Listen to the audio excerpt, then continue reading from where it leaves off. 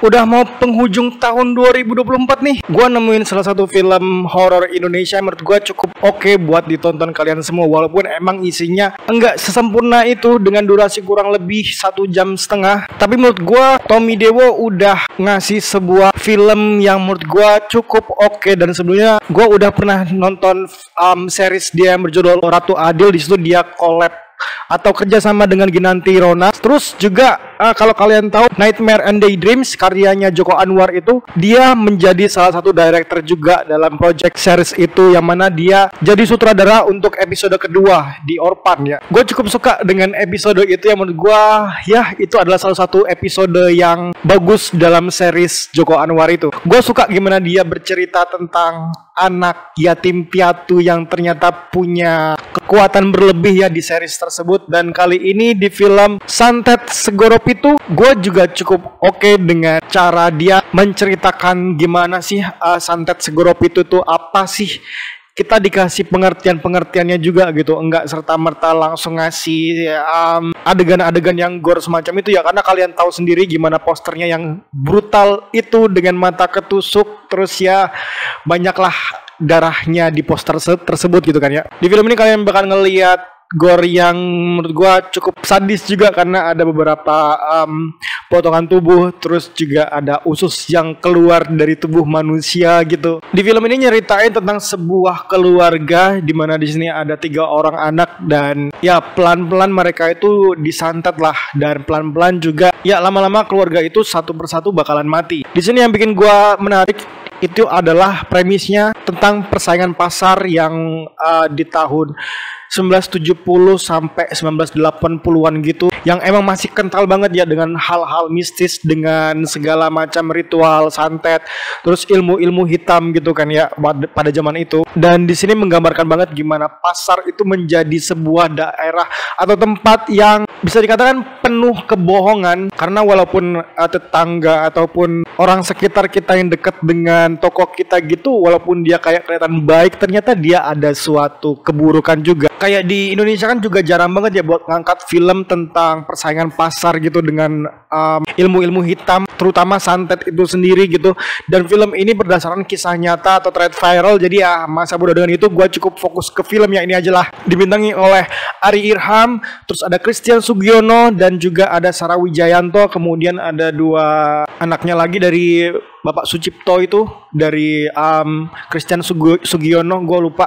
Tapi acting mereka menurut gue udah oke sih, terutama si anaknya yang paling kecil itu ya. Dan lagi-lagi harus gue bilang gue kurang suka dengan dialog-dialog bahasa Jawa, tapi pelafalan bahasa Jawanya itu agak kurang gitu, agak kelihatan kaku dan nggak believable dia orang Jawa gitu ya. Walaupun emang artis yang dipilih juga nggak berasal dari daerah Jawa gitu, tapi gue lebih suka dengan supporting cast-nya yang malah lebih believable dibandingkan pemeran utama dalam film ini. Tapi ya oke lah, ini masalah dialog tentang pelafalan bahasa Jawa itu udah sering banget gue bilang di video-video gue ya. Karena ya menurut gue salah satu ceritanya tersampaikan dengan baik dan jelas adalah ya gimana cara aktor di sini tuh berdialog gitu kan ya. Misalkan kalau udah nggak kelihatan, nggak kedengaran enak buat didengar gitu kan, kayak ada sesuatu yang kurang lah. Tapi di samping itu yang paling kelihatan kental banget bahasa Jawanya kurang adalah Christian Sugiono dengan pelafalannya gitu ya. Acting yang menurut gue cukup oke adalah anak dia yang paling terakhir itu tadi. Terus Sarah Wijayanto oke juga di film ini. Ya untuk Ari Irham dan Christian Sugiono so-so lah. Nggak bisa dibilang jelek, nggak bisa dibilang bagus juga, biasa-biasa aja. Kalau di film-film horor Indonesia kan nggak banyak ngeliatin penampakannya ya, hantunya nggak bervariatif, hanya itulah saja. Tapi di film ini ada berbagai macam makhluk halus yang ditampilkan, yang diliatin di film ini kayak ada sekitar mungkin 10 ya kalau nggak salah. Dan gue lebih suka dengan sosok jin yang terakhir itu ya, yang mirip dengan Baphomet, gue lupa namanya siapa ya. Tapi gimana mereka merepresentasikan sosok hantu atau jin makhluk halus di sini menurut gue cukup oke. Terutama yang gue bilang tadi waktu di act terakhirnya, waktu nampilin sosok yang paling menyeramkan di film ini yang mirip Baphomet itu tadi. Gue nggak tahu itu, gue rasa bukan CGI, mungkin ada bantuan CGI sedikit-sedikit, tapi mostly itu kayaknya dari practical effect. Mereka membuat semacam karakter yang benar-benar dari manusia di make upin kayak gitu mungkin. Dan apalagi waktu scene itu kan mostly gelap, terus cerdiknya film ini mereka kasih kayak warna biru banget gitu, jadi kayak lebih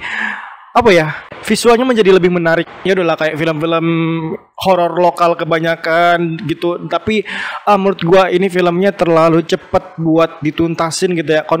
Konklusinya terlalu singkat, cepet banget. Walaupun emang di akhirnya itu tadi, di endingnya, di act terakhirnya itu tadi, kita tuh kayak berasa deg-degan banget, berasa kayak jengkel aja cepet kayak gitu. Gregetan lah dengan karakter ini. Kenapa nggak cepet-cepet dituangin ke bapaknya itu tadi gitu kan? Gua sih cukup enjoy nonton film ini ya, berasa kayak ya cepet banget emang 1,5 jam itu. Dan juga film ini kayak banyak banget buat nampilin jump scare. Entah beberapa kali di film ini bakal nampilin jump scare. Di awal-awal udah kayak diliatin banget jump scare di film ini. Kemudian ya itu tadi hantunya variatif, gue suka banget. Film ini bisa menjadi pilihan buat kalian tonton kalau kalian pengen film yang cepat, film yang nggak bertele-tele gitu. Karena menurut gua ini filmnya cepet banget, satset udah. Yang penting kita tahu banget gimana santet Segoro Pitu ini. Karena mereka juga menjelaskan tentang itu gitu kan. Bukan yang serta-merta langsung ngasih santet segala macam, enggak, tapi juga ngeliatin tentang persaingan di dunia pasar itu juga termasuk kejam loh.